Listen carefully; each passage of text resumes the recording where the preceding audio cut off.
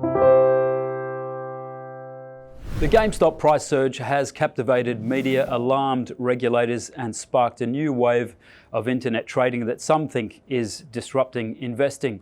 One man who's got some compelling thoughts on that is John Rekenthaler. He's Vice President of Research at Morningstar. He's author of the Rekenthaler column. He's been at Morningstar for 31 years, so he knows what he's talking about. Hi, John. Welcome to Morningstar Australia. Thanks for joining us. Thanks for inviting me, Lex. I can almost see the script to the movie GameStop short squeeze being written as we speak. In your latest column, you liken the situation to the late 90s. Why is that?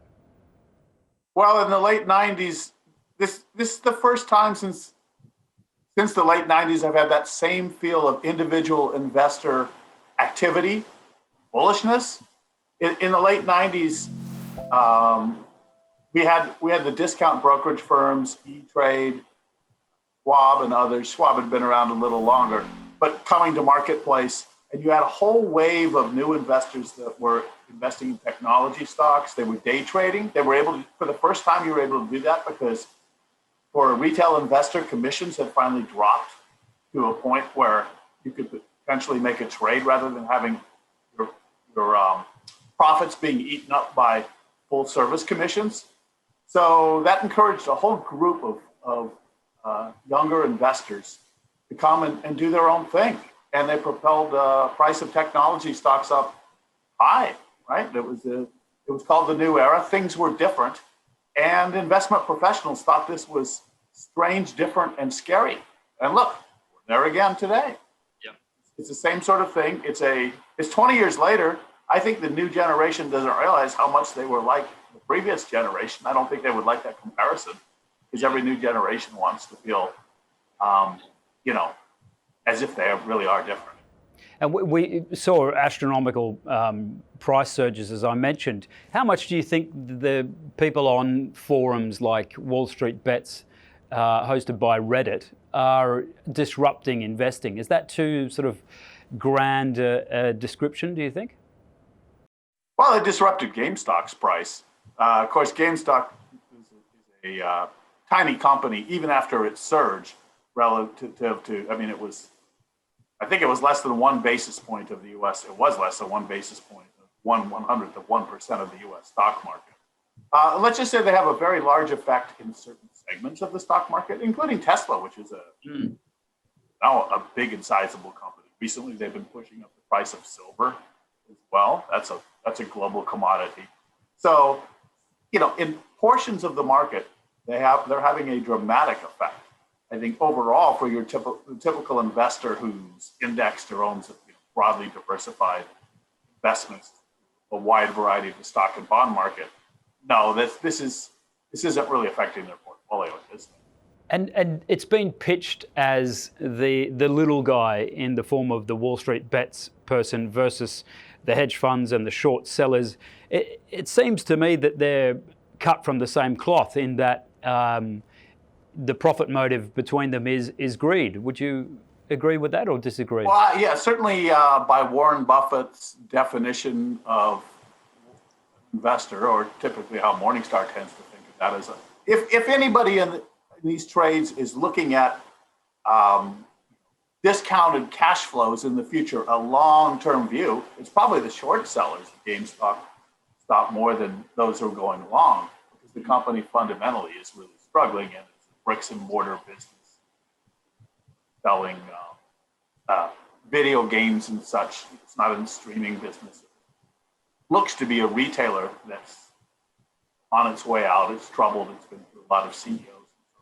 But clearly, with what we're talking about now, the behavior of the stock over the last 3 weeks, where it's gone from $20 to a peak of $480 and closed at $92 today. So yes, to answer your question finally, I see this as being two sides of the same coin. Yes, the short sellers are primarily hedge funds, and at least initially, long positions. So it's not so clear they are now. A lot of institutions piled into this trade. In your latest column, you note, speaking of short sellers, because there's an argument that short sellers are good because they keep companies accountable, but some people say they're cowboys that tear down unfairly the price and reputation of a stock. But you do note the irony whereby plenty of long positions profit from unhappiness, in inverted commas, and you cite the example of pharmaceutical companies, for example, who exist because there are medical conditions that need curing, for example. That's right. So I resist. I don't view short sellers as being immoral or more moral either. And they have been positioned as being more moral than other investors in the movie The Big Short. The people who are doing short sellers, heroes.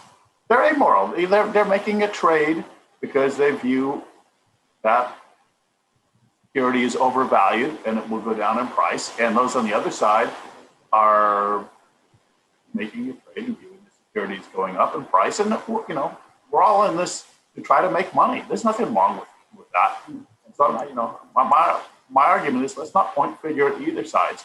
I understand that the parties, individual investors who've been gathering together in social media and buying this stock view themselves, in some cases, as the people wearing the white hats and the heroes, hedge funds. And that's fine if they believe that. I don't. I don't think that others outside of that doing that trade should do that.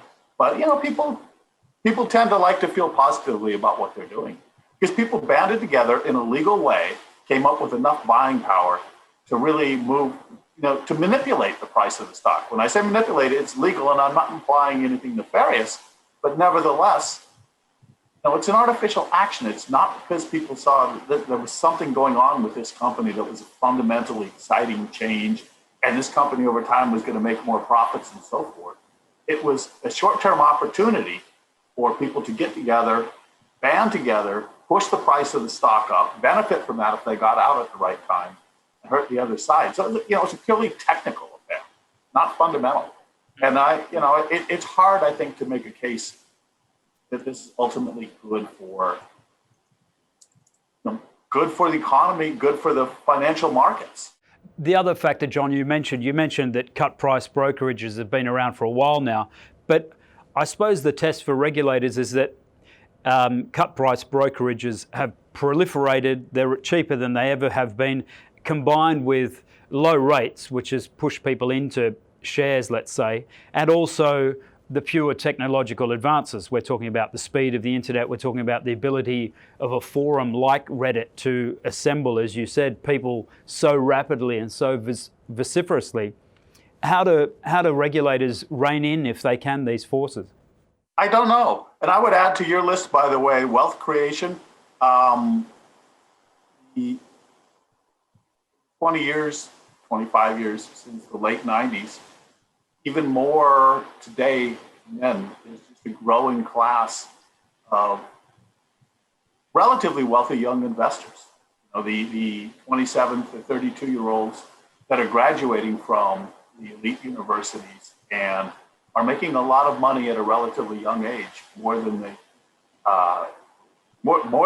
they need for their everyday spending money, and that's also fueling this. So I don't know what the answer of the regulator is going to be. It seems they're clearly going to have to look at this hard and say, is this level of volatility and uncertainty something that we're willing to expect? And we're going to see more of this rather than less of this. This was a lot of people made good money on this trade, and it was fun. It's exciting. People are talking about it. Way back in the day, 25 years back, George Soros and some of the hedge funds were targeting the Bank of England, and famously the Bank of England had caved. And that was a lot of money, but it was relatively few traders.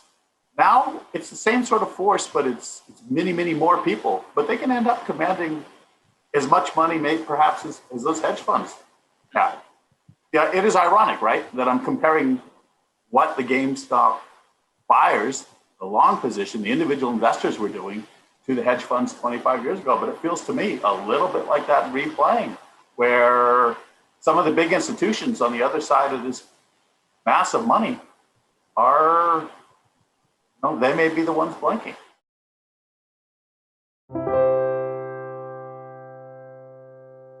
Any advice in this video is general advice prepared by Morningstar without reference to your financial objectives, situation, or needs.